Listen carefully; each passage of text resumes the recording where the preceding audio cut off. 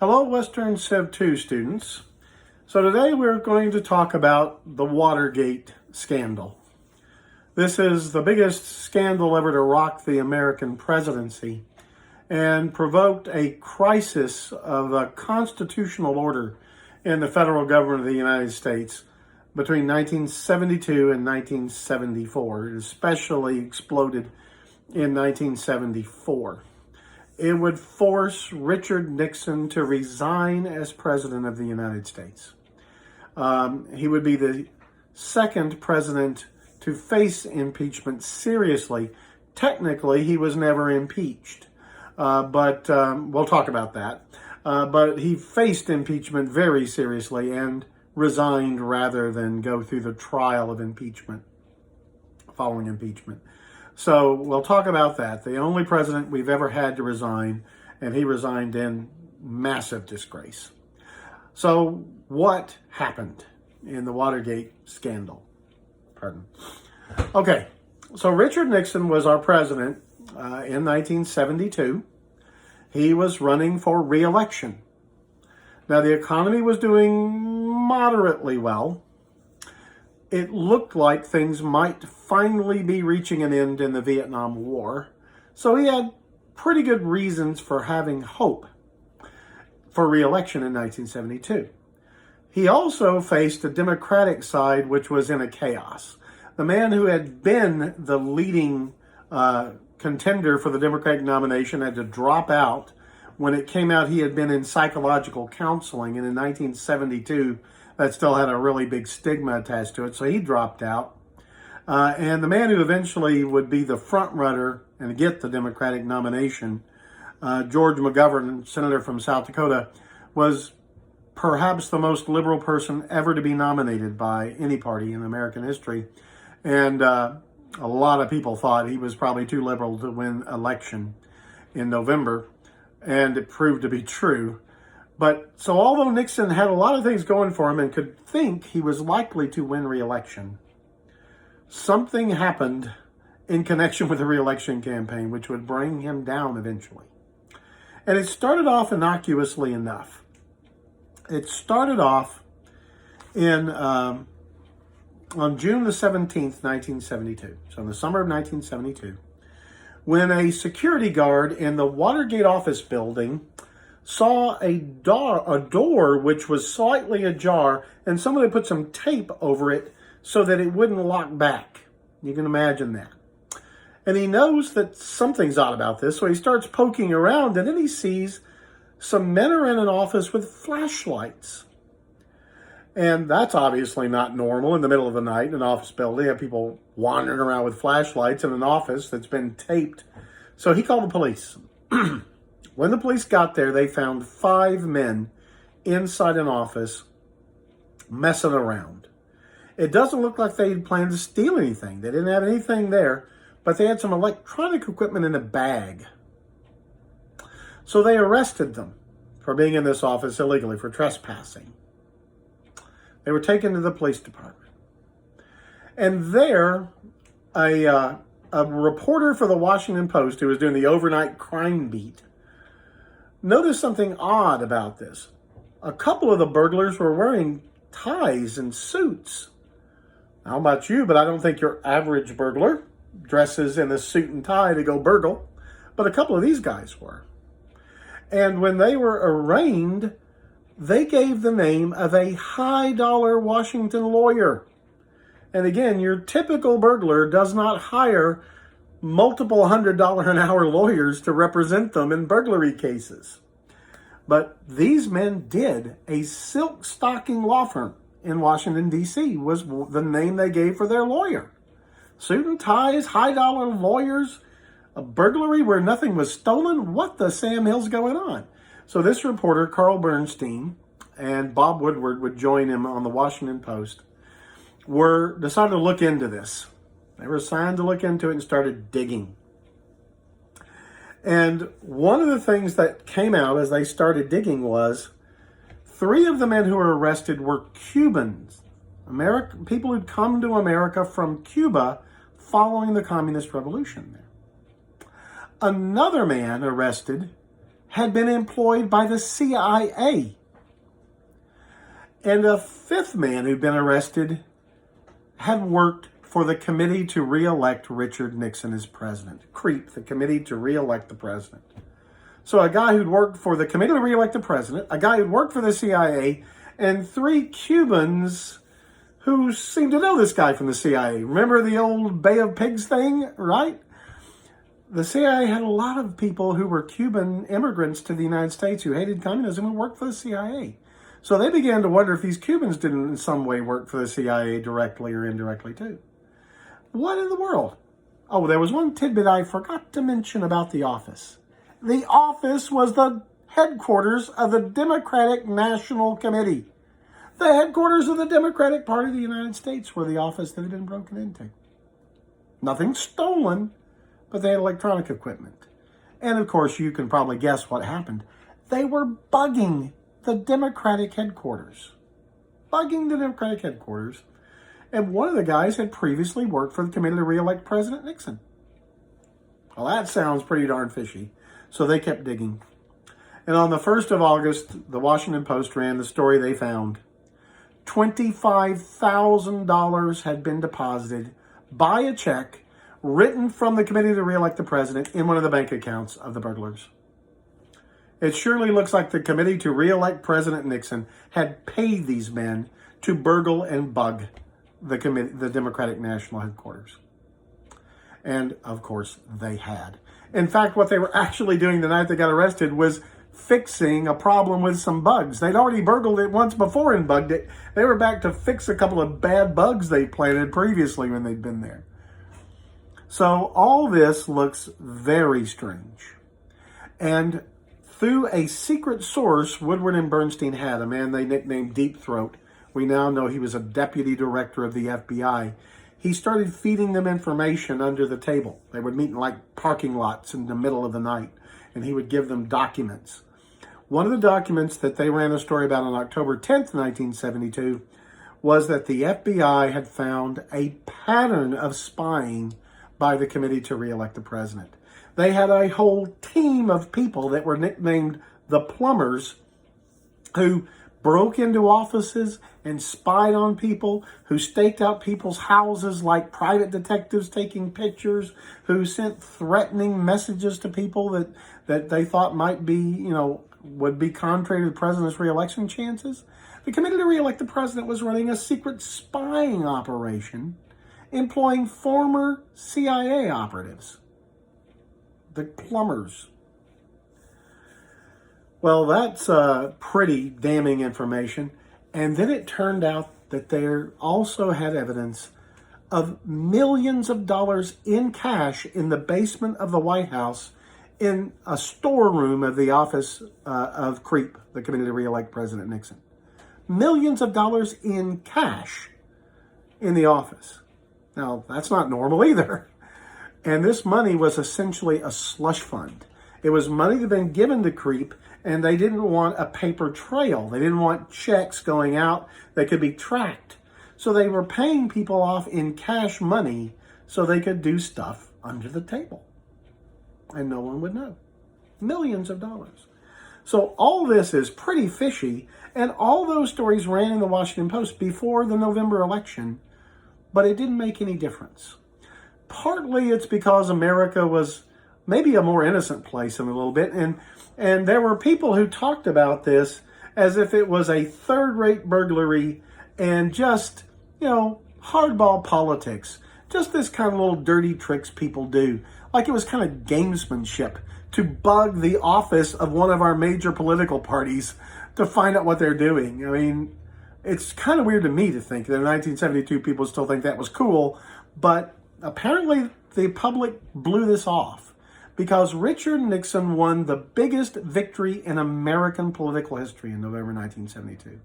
Like I said, people were expecting an imminent end to the Vietnam War. That was a popular thing. The economy was doing reasonably well. And more than anything, and Nixon had, been to China. He had given us a normal relationship with a country that could have nuked us. Détente is going pretty well with the Soviet Union. So he had all that positive stuff going for him. And as I said, George McGovern, well, let's say he was far too liberal to win a general election. He was very, very, very liberal.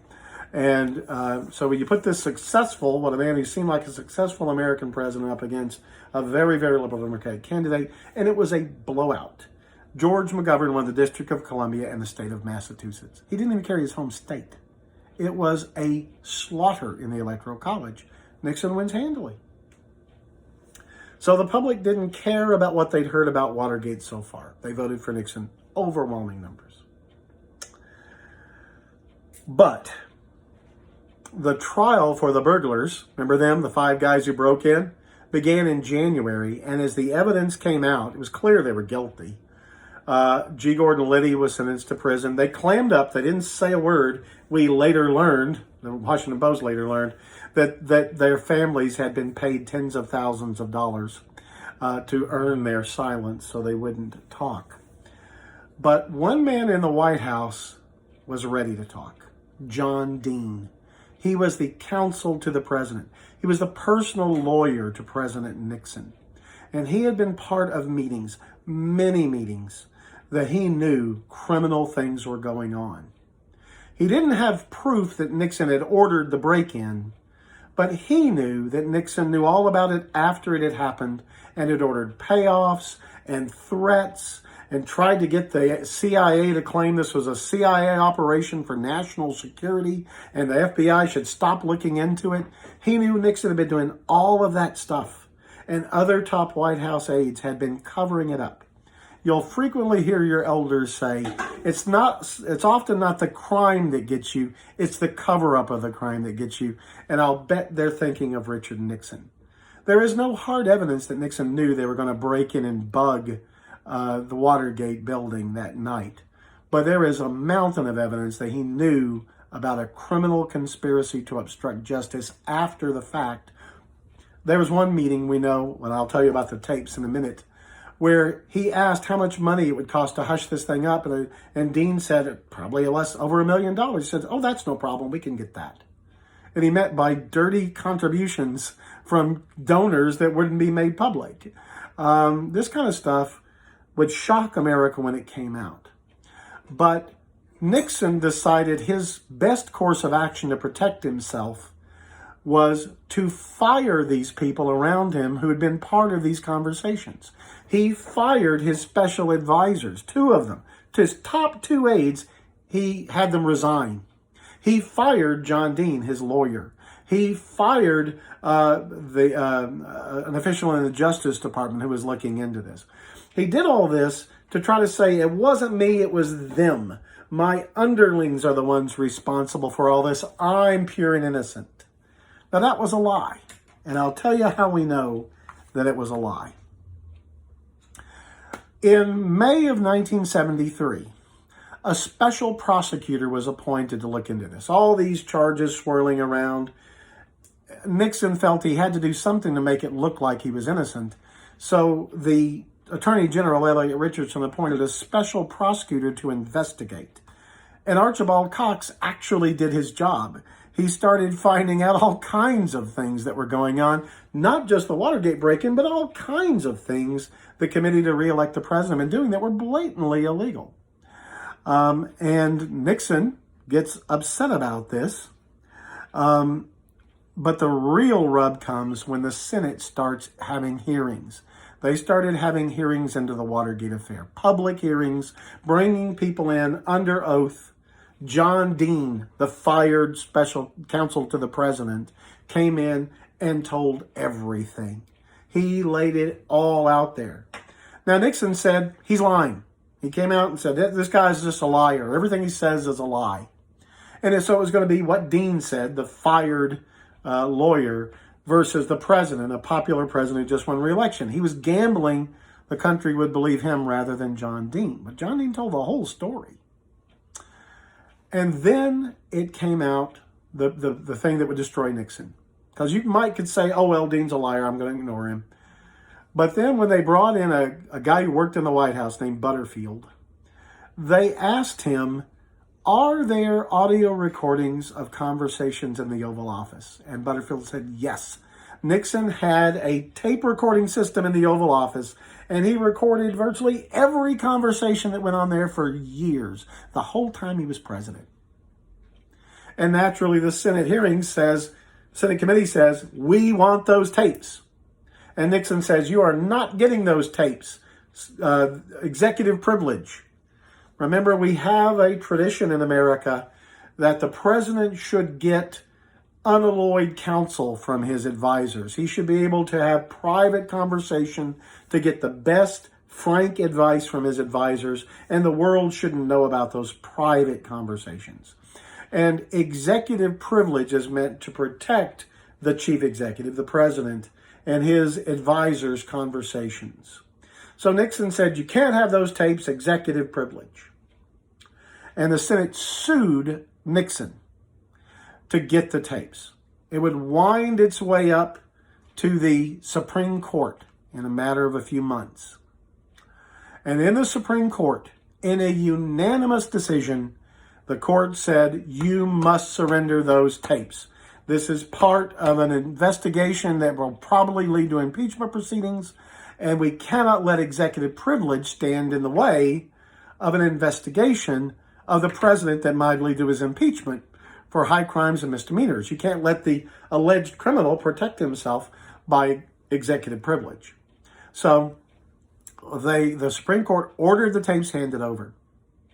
Nixon complied grudgingly, but when the tapes were handed over, the copies of the tapes were handed over to the Senate, there was an 18-minute gap.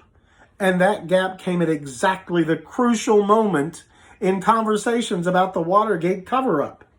And it was blank.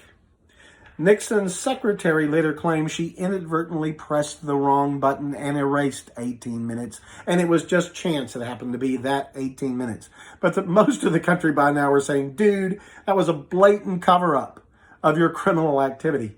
But it didn't matter because there was enough on those tapes to show the president knew. Not only that, the president turned out to be a foul-mouthed. I'm talking all kinds of nasty talk on a regular basis in the Oval Office. That shocked Americans. But there was criminal activity on those tapes. Hush money, threatening the people, trying to tell the CIA to lie and claim the Watergate break-in all of that was on the tapes.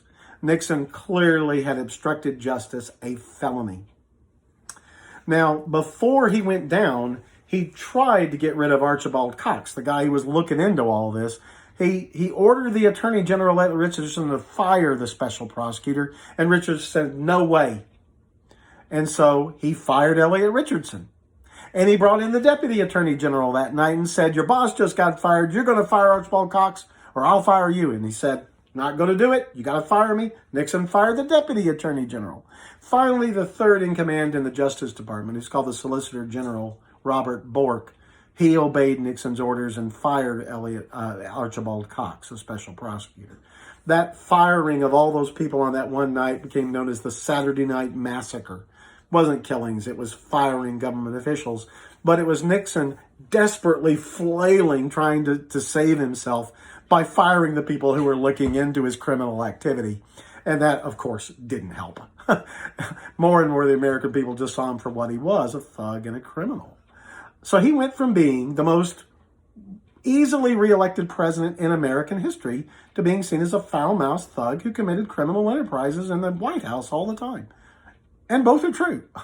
He was in some ways a genius in foreign policy. And he was also a foul-mouthed criminal. That's all there is to it.